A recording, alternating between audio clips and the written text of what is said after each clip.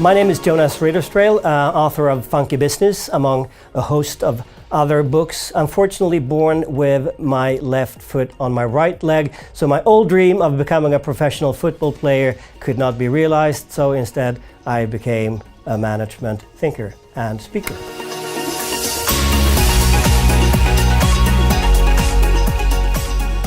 Short-term being perceived as good, long-term being good, because the world is so transparent today that I believe that any attempt to fake being good, creating value, can work for a very short while, but at the end of the day, I think people will call the bluff.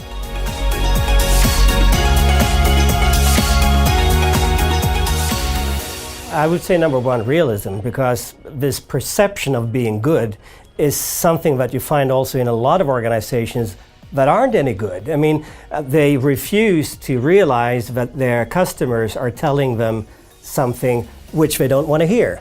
So there's a perception gap in a lot of organizations, but really I think it starts with awareness of the fact that the old game that we played, which was to a great extent about protecting a position that was created 10 or 15 years ago, that's no longer a viable game plan, because the only true source of competitiveness today, as I see it, is creating this sustainable evolutionary advantage where you have to ensure that the rate of change inside your organization exceeds the rate of change outside the company.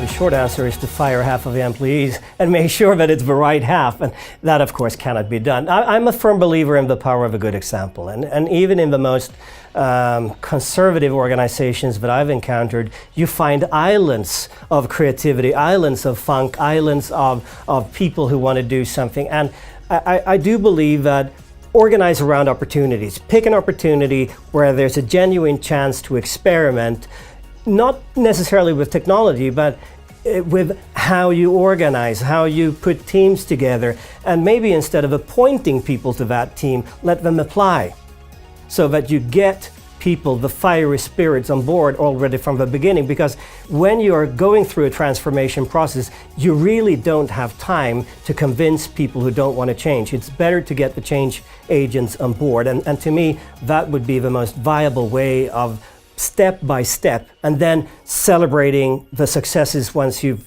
gone through the different stages of that process.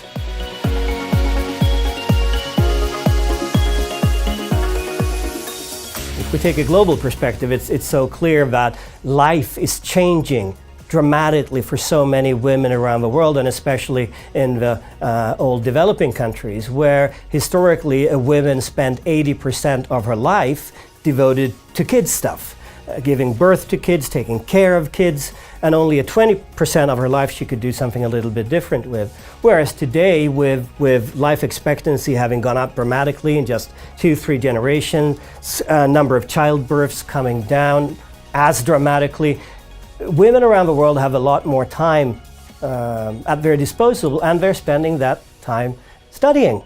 So of course the talent gene pool is going to change, and has already begun to change in a very fundamental way. So in 20 to 30 years' time, the guys will still be going to conferences, don't get me wrong, but will be part of a spouses program.